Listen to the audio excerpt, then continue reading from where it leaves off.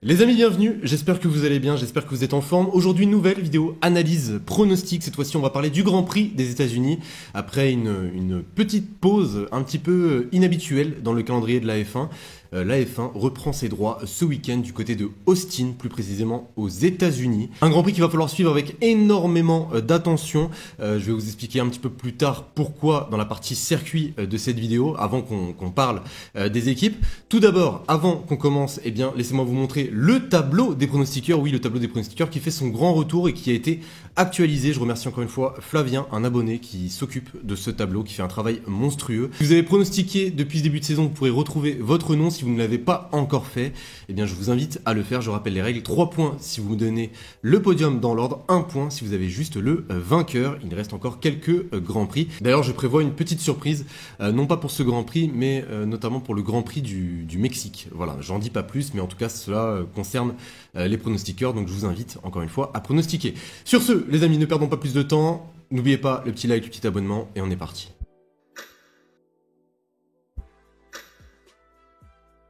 Alors tout d'abord, parlons de ce tracé, et Austin est généralement un tracé plutôt technique, hein, faut le dire, c'est extrêmement technique, que ce soit sur le plan aérodynamique ou sur le plan mécanique.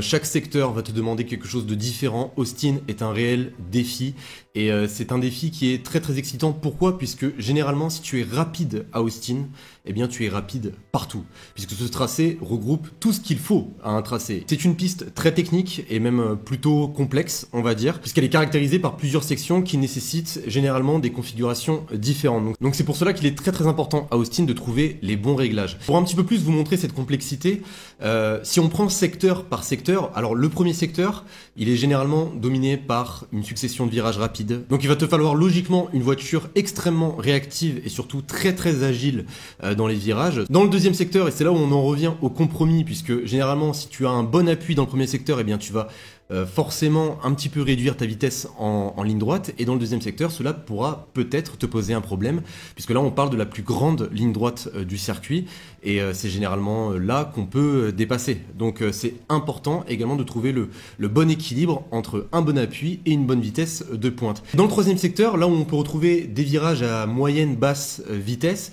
et bien là il va te falloir une très très bonne traction, du moins la traction mécanique est essentielle, voilà, dans ce troisième secteur aux États-Unis. Au niveau maintenant des pneumatiques, Pirelli est parti sur la gamme moyenne C2, C3 et C4. Donc on a généralement une bonne usure hein, à Austin. Sans vous oublier bien sûr l'asphalte qui peut être assez piégeux. C'est une piste très très irrégulière. Ça peut faire très très mal, notamment à Red Bull. Hein, j'y reviendrai un petit peu plus tard. Austin est un vrai défi hein, pour les écuries, puisqu'il va pas falloir se louper là-bas. Si tu es lent à Austin, généralement ce n'est pas une bonne chose hein, jusqu'à la fin de la saison. Et si tu es rapide à Austin, eh bien c'est tout l'inverse. C'est tout l'inverse. Ça veut dire que tu as plutôt bien travaillé, et en plus là pour le coup ce week-end on attend des évolutions qui vont être ultra importantes pour le reste de la saison. Donc on en a terminé pour le point circuit. Maintenant parlons des écuries. Alors commençons tout d'abord avec McLaren. Alors concernant McLaren, je les attends bien sûr comme les favoris ce week-end à Austin. Ils nous l'ont prouvé, hein, même à Singapour, l'écart était quand même assez conséquent entre Lando Norris et Max Verstappen. Alors pourquoi est-ce que je les attends favoris à Austin? Puisque pour ma part, la McLaren MCL38 a toutes les qualités pour être logiquement à l'aise sur ce tracé, que ce soit dans le premier secteur avec les successions de virages rapides, que ce soit dans le deuxième secteur avec la ligne droite, que ce soit également sur les zones de freinage. La McLaren, ou même en termes de traction, la McLaren est pour ma part la meilleure monoplace pour le moment. Après, bien sûr, on verra après les évolutions, mais voilà, en tout cas, McLaren part favori selon moi. Maintenant, si je vous parle des évolutions, toujours à prendre avec des pincettes, McLaren attendrait un nouveau plancher. Alors ce plancher me fait un petit peu peur, pour tout vous dire, puisque si par exemple les évolutions venaient à ne pas fonctionner, eh bien cela pourrait poser un réel problème, je pense, pour l'écurie de Woking. Surtout que là, tu n'as pas énormément de temps pour trouver la bonne configuration. N'oublions pas également qu'il y a une course sprint. Donc le bon fonctionnement de la monoplace sera primordial, et j'ai peur que ces évolutions pourraient amener un déséquilibre à cette McLaren. Maintenant, si je vous parle des écuries et des pilotes, McLaren est en train de s'envoler au classement constructeur et Lando Norris grappille toujours et encore quelques points sur Max Verstappen. Je rappelle qu'il reste 6 courses et je rappelle que Lando Norris doit marquer en moyenne 8,6 points de plus que Max Verstappen s'il veut avoir une chance de le rattraper avant la fin de cette saison. D'ailleurs, dites-moi dans les commentaires ce que vous en pensez. Moi, j'ai déjà sorti une vidéo avec mon pronostic. Voilà, je vous la mettrai bien sûr dans la description. Continuons avec Red Bull et notamment Max Verstappen. Max Verstappen qui voit bien évidemment Lando Norris revenir petit à petit au classement pilote. Alors je préfère le dire, mais l'avenir de Max Verstappen dépend aujourd'hui de Red Bull, dépend bien sûr des évolutions que va pouvoir rapporter Red Bull ce week-end. Si ces évolutions venaient à ne pas fonctionner, ça serait un véritable coup dur pour Max Verstappen. Bien sûr que Max fait preuve d'une régularité exceptionnelle, mais cette régularité ne pourrait peut-être pas suffire si la voiture ne suit pas derrière. Et c'est vraiment ce que Red Bull va essayer de faire ce week-end, de rapporter des évolutions qui vont encore une fois corriger les problèmes d'équilibre de cette monoplace. Maintenant, si je vous parle de la RB20 à Austin, les Red Bull devraient logiquement être à l'aise dans le premier secteur. On parle de plusieurs virages rapides et également dans le troisième secteur. L'un des plus gros points forts de cette RB20, c'est bien sûr sa traction. Généralement en sortie de virage lent moyen, la Red Bull s'en sort très très bien. Cette traction donne un réel avantage à la Red Bull et je pense que cela sera le cas forcément dans le troisième secteur à Austin. Donc je m'attends quand même à un bon Grand Prix des Red Bull, notamment Max Verstappen qui a déjà gagné là-bas et qui est très très à l'aise généralement sur cette piste. Bien sûr qu'il va falloir faire attention quand même à certains aspects. Là je vous parle de la piste. On sait que la Red Bull a un problème à trouver le bon équilibre, surtout sur des pistes avec certaines irrégularités, notamment un problème plutôt mécanique au niveau des essieux. Le poids est très très mal réparti sur la monoplace et c'est ce qui va créer du sous-virage, du sur-virage qui va rendre la voiture imprévisible. Et tant que Red Bull n'aura pas réglé ce problème au niveau de la déconnexion, du fait que les essieux n'arrivent pas à se suivre, eh bien l'équilibrage mécanique de la monoplace n'arrivera pas à être trouvé. Donc c'est très très important de jouer sur les réglages, de trouver directement les bonnes configurations pour Red Bull. Je pense par exemple à des réglages de suspension,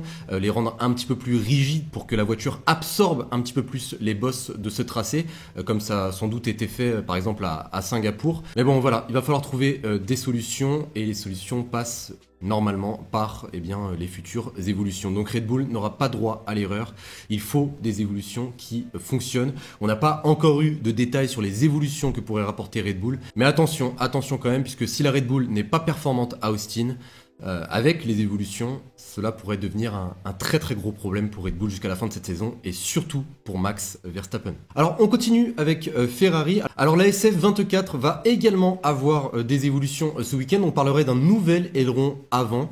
Alors on sait que Ferrari a rapporté un nouvel aileron avant à Singapour, mais là on parlerait d'une version beaucoup plus extrême, une version qui ressemblerait énormément par exemple à l'aileron avant de la McLaren. C'est exactement ce que recherche Ferrari, d'essayer d'avoir un petit peu plus de flexibilité, jouer avec la zone grise du règlement. Donc une évolution qui va être très très importante. On parle d'un nouvel aileron avant à Austin et d'un nouveau plancher au Mexique, mais attention, ce nouveau plancher pourrait peut-être arriver à Austin avec l'aileron avant. Cela reste encore une fois à confirmer. Alors avec ces évolutions, Ferrari est également attendu au tournant, tel que McLaren, tel que Red Bull. Mais Ferrari, j'ai un petit peu peur, pour tout vous dire, puisque je pense que ce tracé va peut-être poser problème à la Ferrari. Et là, à Austin, j'imagine que ce premier secteur pourrait leur faire très très mal. On s'en rappelle tous, Ferrari a eu énormément de mal sur d'autres tracés, du moins sur d'autres secteurs, tels que le troisième secteur à Silverstone, qui n'était pas du tout à l'avantage de la Ferrari, tel que le premier secteur à Suzuka, qui n'était pas non plus à l'avantage de la Ferrari. Donc là, à Austin, avec ce fameux premier secteur et cette succession de virages rapides, je les vois un petit peu en difficulté. Après, encore une fois, à voir quel sera l'impact de ces évolutions, puisque ces évolutions ont pour but d'effacer cette faiblesse que peut avoir cette SF24 dans les virages rapides. Donc attention à Ferrari ce week-end, cela pourrait être une très très bonne surprise comme une très très mauvaise surprise. En tout cas, j'espère pour eux que ces évolutions fonctionneront, puisque Ferrari a toujours quelque chose à jouer cette saison, notamment la deuxième place au constructeur face à Red Bull. Et on continue avec Mercedes. Alors Mercedes va également également rapporté des évolutions plutôt importantes à Austin. Donc pendant la pause, Mercedes a vraiment essayé de trouver un moyen d'améliorer le fonctionnement des pneus sur des circuits, on va dire, un petit peu plus propices à la surchauffe. On sait que ça a été le gros problème de Mercedes cette saison.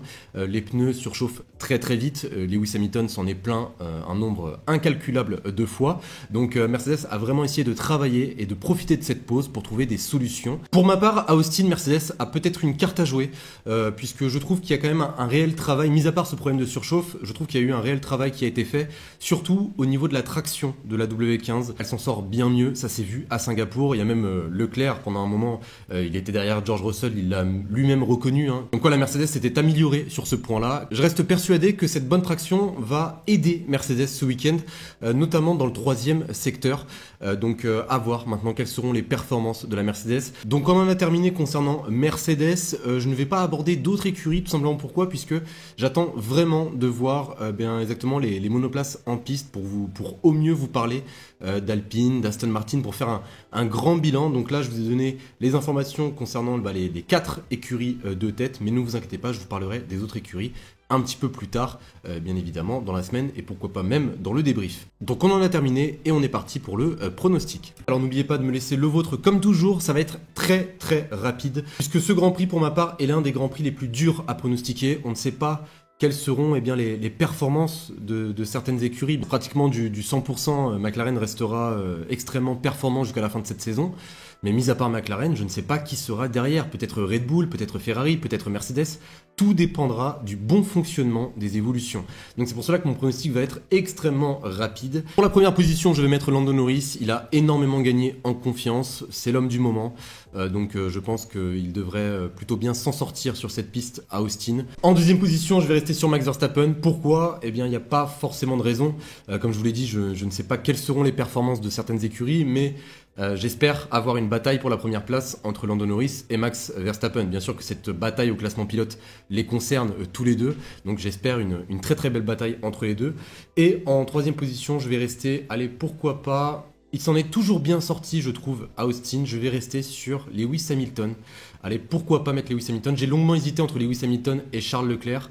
Mais allez, je vais rester sur Lewis Hamilton. Donc voilà les amis, concernant mon pronostic, encore une fois, il faut le prendre avec de très très grosses pincettes, puisque on ne sait pas quelles seront les performances de telle ou de telle équipe. Et je vous mets les horaires, voilà, il ne faudra surtout pas louper ce Grand Prix, puisque ça sera véritablement une étape extrêmement importante pour connaître les performances des écuries avant la fin de cette saison. Donc les amis, sur ce, eh bien, j'espère que cette vidéo vous aura plu. Si c'est le cas, n'oubliez pas de la liker, de vous abonner. On se retrouve très très vite, enfin du moins dimanche soir, normalement, après le Grand Prix. Directement, vous pourrez retrouver ma vidéo débrief. Sur ce, eh bien, je vous souhaite une excellente journée, une excellente soirée. Passez une bonne fin de semaine et je vous dis à dimanche. Salut tout le monde.